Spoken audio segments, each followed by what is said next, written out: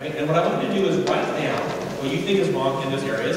Leave at least one open, because we're going to do some sharing. You might hear something that isn't on your sheet.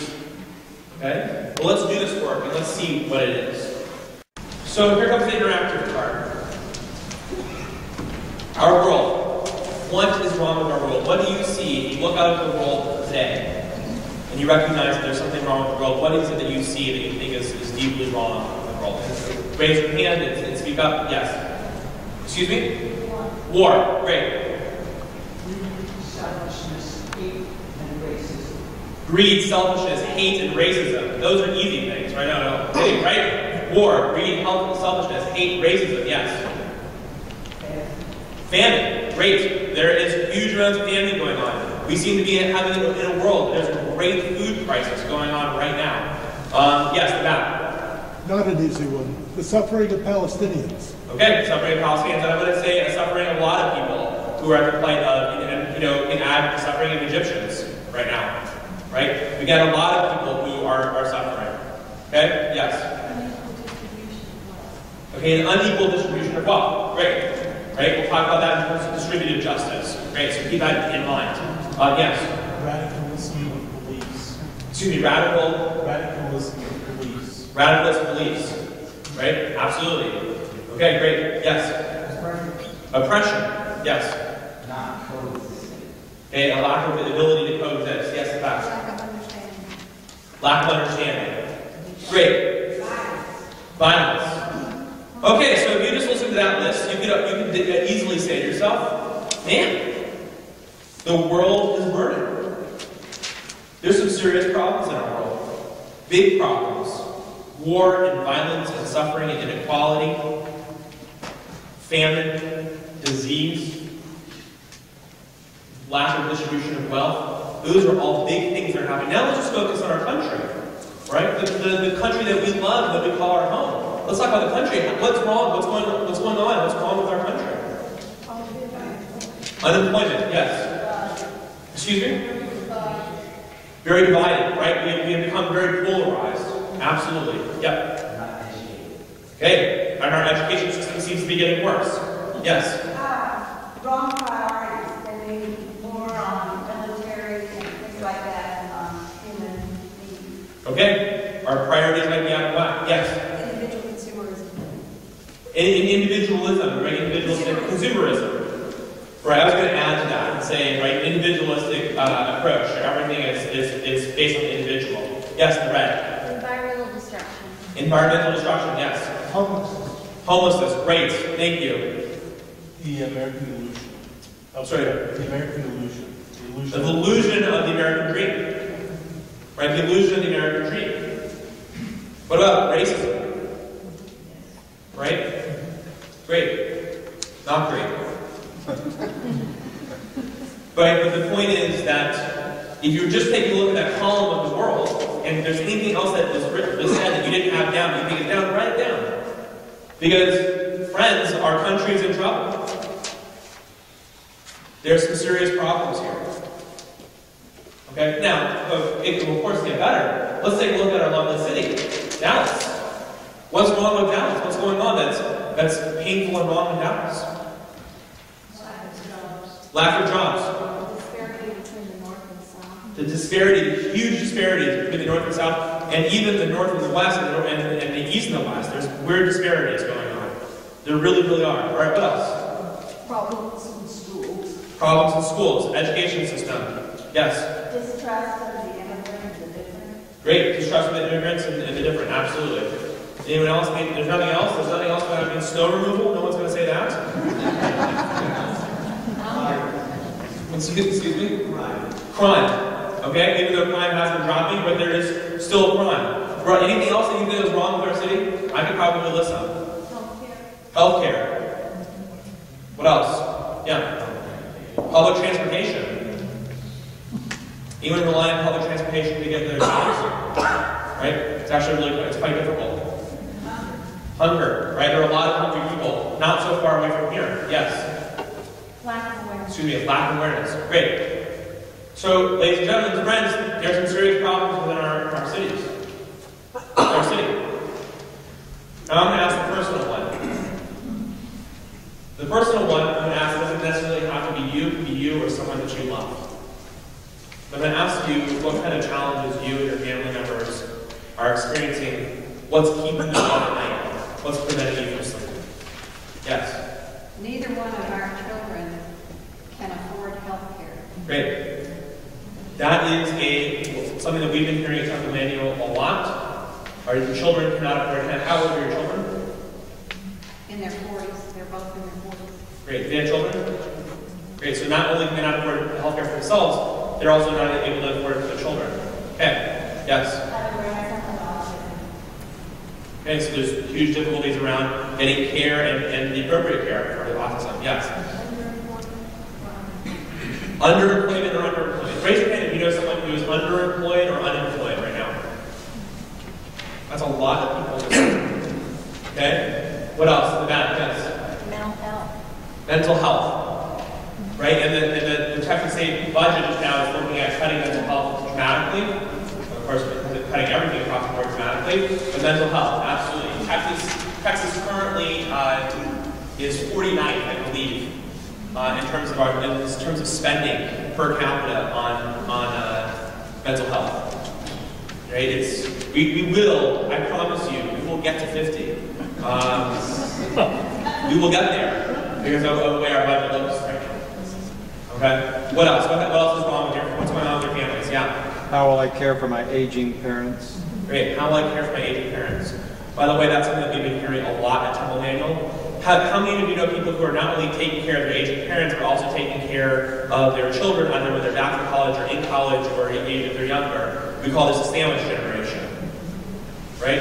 The real pain. I know that's a personal experience that I do have. Okay?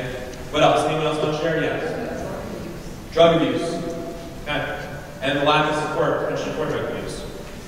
Our families are walking around, and they too are seeing the world burn. And they're asking themselves, where is God?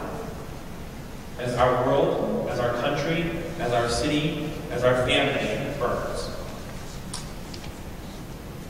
That theological question is real. It is right and just and fair to ask. Now, I don't mean for it to all be doom and gloom. Sorry if I just upset everyone in the room. I just think that we need to be able to understand the world as it is before we understand the world as it ought to be. Because if we don't have an accurate picture, we don't have a clear picture of what's going on in our world, then we cannot adequately think through and work with one another towards solving these problems, towards solving these issues. Now, biblically, Judaism has relied upon a variety of commandments. Commandments means both. So everyone know the word mitzvah. Mitzvah means commandment. Some people say it means a good deed. It means more than a good deed. It's a commandment. That is to say that there are 613 commandments in the Torah, in the Hebrew Bible. Okay, 613 commandments. 365 of those commandments are the thou shalt not commandments. You shall not do this and you shall not do that. What's an example of thou shalt not commandment? Yeah, it's actually murder. Right? Because you can kill in self-defense, but you cannot murder. Okay? Thou shalt not murder. Can everyone here please keep that commandment? Yes? Okay, good. If anyone says no, please talk to me afterwards. Alright? So thou shalt not murder, right? Anyway, so there's 365 negative commandments, thou shalt not. There's 248 commandments of thou shalt, right? Give me another example of thou shalt. Honor your mother and father, which is an important commandment when we're talking about caring for the elderly in our community and our mothers and our fathers. Okay? So, Maimonides, who is this famous rabbi who was in the 14th century, light voice okay? Okay. Sorry. Maimonides, who's a famous rabbi in the 14th century, he says that these two commandments, these two breakdowns of commandments are important. Does anyone know the number of 365? What else do you know that has the number of 365? There are 365 days in the year. Maimonides, who was a physician, said that there's 248 different parts of the body. There's bones and muscles and everything else. There's 248 different parts of the body. And so therefore we are commanded to do mitzvot, commandments, every day of the year with every bone and every part of our bodies. Right? And this idea of commandedness is very important. Now I want to teach two commandments that become incredibly important, not only in our faith tradition, but also the Christian faith tradition. The commandments are, of course, two of the four what I would call love commandments. The love commandments are the commandments to love. By the way, commanding a feeling is pretty hard to do. Right? It's hard to fulfill. But we want to go for it. So in 1918, in Leviticus 1918, it says, "Love your fellow as yourself. I am the Lord." Love your fellow as yourself. I am the Lord. Now, we have to define who fellow is. In biblical times, when people of faith communities really lived amongst themselves, your fellow was your fellow neighbor, right? Your neighbor, your fellow religionist. Right? In this case, Israelite, Jew. Love your fellow Israelite or love your fellow Jew as yourself. Love your neighbor as yourself. Basic commandment. Right? So your neighbor is anyone who's living around you. Your neighbor is the people that are close. Now, why do you think you're commanded to love them? Excuse me? That's not yet. That's not yet. That's the next text. Don't go there yet. Yes. Absolutely. Absolutely. Why are we commanded? Right, to love our fellow. To prevent wars. We're commanded to love our fellows sometimes because our fellows are the hardest people to love. Right? Sometimes our people, it can be rough. It can be hard to love your neighbor. Right? Particularly when they don't return your lawn equipment. Right? It's hard. But loving your neighbor is a very important idea. And we're taught that we're supposed to love your neighbor, your fellow, as yourself. Now I want to go to Leviticus 19:34. It says, "The stranger who resides with you shall be to you as one of your citizens. You shall love him as yourself. For you were strangers in the land of Egypt. I am the Lord and your God." The stranger is not the fellow. The stranger who lives amongst you is someone who is not your co-religionist. The stranger who lives amongst you is someone who is different than you. Maybe they look different than you. They believe in a different God or have a different religion. They are someone who is not like you. They are a stranger. And yet we're commanded to love them as yourself. Why? The answer is already given, but why were we commanded to love them as ourselves? Because, look at the text. Why? Say it. Because God says so. Oh, because God said so.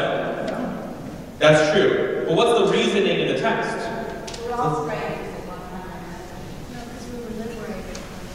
Because you were strangers in the land of Egypt. Now, what is Egypt? It's hard because Egypt is in the news a lot today. I don't want to look at the modern Egypt. I'm going to remove ourselves from the modern Egypt right now and go to ancient Egypt. Egypt, for the Jews, was slavery, servitude, pain, oppression.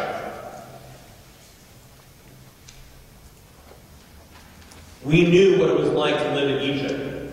Under slavery, servitude, pain, oppression, where our children didn't have a future. Where you can be killed just for being Jewish. And so we're commanded to love the stranger as ourselves precisely because we know what it's like to live in Egypt. The challenge,